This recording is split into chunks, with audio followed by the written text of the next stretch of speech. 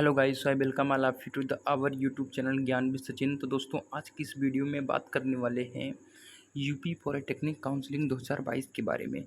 जैसा कि आप लोगों को प्रॉपर्ली पता हो चुका है कि आपकी काउंसलिंग शुरू हो चुकी है 7 तारीख से, मतलब आज के ही दिन से आपकी काउंसलिंग शुरू हो चुकी है।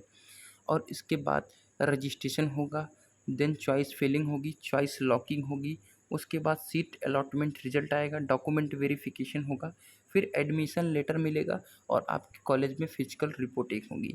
इसके इसके दौरान, इस प्रोसेस के दौरान कुछ ऐसी बड़ी गलतियां हो जाती हैं स्टूडेंट्स के साथ, कुछ ऐसी मिस्टेक्स हो जाती हैं जिन्हें आपको बिल्कुल भी नहीं करना है।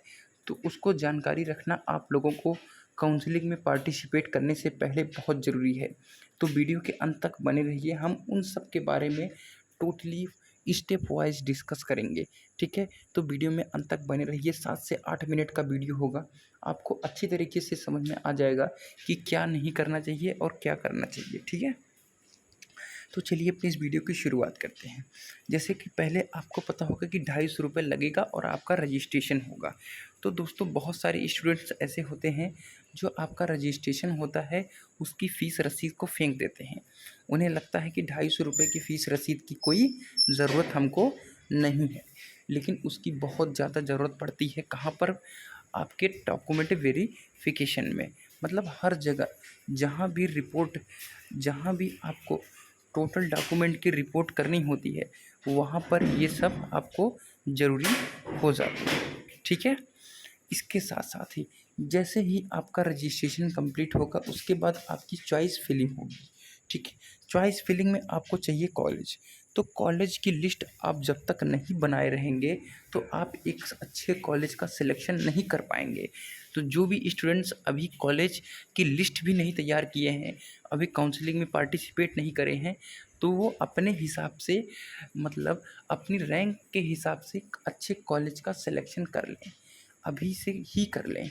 ठीक है, मतलब अच्छे से 15 से 20 कॉलेज की लिस्ट अपने सूटेबल हिसाब से, मतलब कि कहाँ पर मुझे पढ़ना चाहिए, मेरी ट्रांसपोर्टेशन कैसी होगी, वहाँ पर मैं आ जा सकता हूँ या नहीं, इसके साथ ही मतलब हर एक चीज़, वहाँ कॉलेज का माहौल कैसा है, मैं हॉस्टल है या नहीं, इन सब चीज़ों को देखते हुए अपने कॉलेज की लिस्ट को बना लीजिए और अपडेट कर लीजिए। उसके बाद आप चॉइस फिलिंग में फटाफट सर्च करके आप फटाक से चॉइस फिलिंग कर देंगे।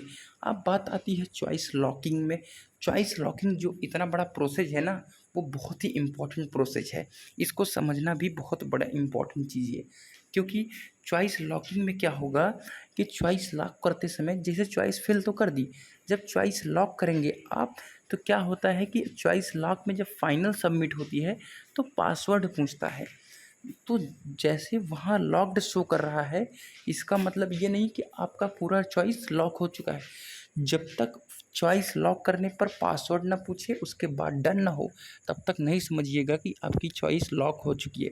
ठीक है, इस बात को आपको बहुत ही अच्छी तरीके से समझ कर चलना है। ठीक है, अब बात करते हैं आगे कि चॉइस लॉक कंप्लीट हो गई, उसके बाद आपका आएगा सीट अलॉटमेंट रिजल्ट। ठीक है, अब यहाँ फिर से वही ध्यान देने वाली बात है कि सीट अलॉटमेंट रिजल्ट जैसे ही आएगा, उस सीट अलॉटमेंट रिजल्ट को आपको 3 से 4 ज़ेरॉक्स कॉपी करा के रख लेना है, क्योंकि बाद में जब आपकी पोर्टल अपडेट हो जाएगी, मतलब जब ये सीट अलॉटमेंट रिजल्ट नहीं निकलेगा, तब आपको ढूंढने में दिक्कत होगी कि मेरा सीट अलॉटमेंट रिजल्ट कैसे पाऊँ। ठीक है, अब बात करते हैं सीट अलॉटमेंट रिजल्ट को आपने रख लिया, क्योंकि उस पर आपकी सब कुछ डाटा मेंशन होगी। उसके बाद अगर वहाँ आप फ्रीज करते हैं तो सीधा डॉक्यूमेंट वेरिफिकेशन सेंटर पर जाएंगे फ्रीज लेटर लेकर के। जब फ्रीज करेंगे तो आपको एक लेटर मिलेगा जिसे हम कहते हैं फ्रीज लेटर। तो फ्रीज लेटर जब आप डॉक्यूमेंट वेरिफिकेशन सेंटर वाले अधिकारी को देंगे, तो वही फ्रीज लेटर ले करके आपका डॉक्यूमेंट वेरीफाई कर देता है।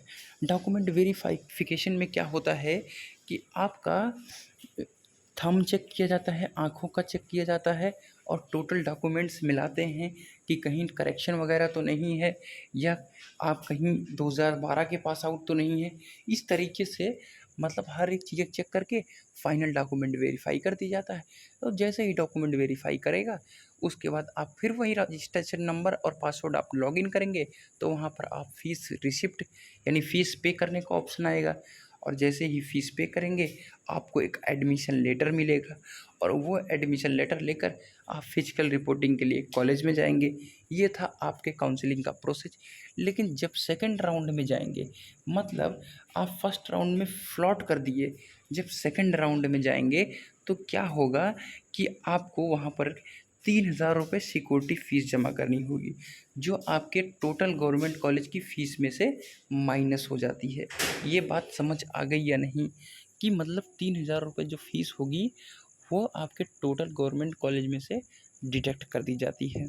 ये था आपके फर्स्ट राउंड और सेकंड राउंड में होने वाली प्रोसेस के बारे में। एक और गतिविधि आती है कि आप फर्स्ट राउंड में आपको आपका कॉलेज ही ना मिले, फर्स्ट राउंड में आपको कॉलेज ही ना मिले तो क्या होगा? अगर फर्स्ट राउंड में आपको कॉलेज नहीं मिलता है तो ऑटोमेटिकली आप सेकंड राउंड में पार्टिसिपेट कर जाते हैं, आपको कुछ करने की ज़रूरत नहीं पड़ती है। अगर आपने अभी तक डॉक्यूमेंट नहीं बनवाया है तो डॉक्यूमेंट लिस्ट आपको डिस्क्रिप्शन बॉक्स में दी गई होगी कि कौन कौन से डॉक्यूमेंट लगते हैं, उसको आप चेक कर लीजिएगा, ठीक है। उसके साथ साथ ही अपनी कॉलेज की लिस्ट अपडेट कर लीजिए और भी जितनी डॉक्यूमेंट्स हैं कॉलेज की लिस्ट, ये चॉइस लॉक वाला प्रोसेस, काउंसलिंग के टाइम की जो गलतियां हैं वो, ये सब बिना करते हुए अपने एक शानदार कॉलेज में एडमिशन लीजिए। Best of luck friends. कोई और डाउट होगा तो पूछिएगा, आपको कमेंट और फ़ोन नंबर दिया गया है, ठीक है। तो मिलते हैं एक नई इन्फॉर्मेटिव वीडियो के साथ, तब तक के लिए बाय बाय, टाटा, लव यू ऑल।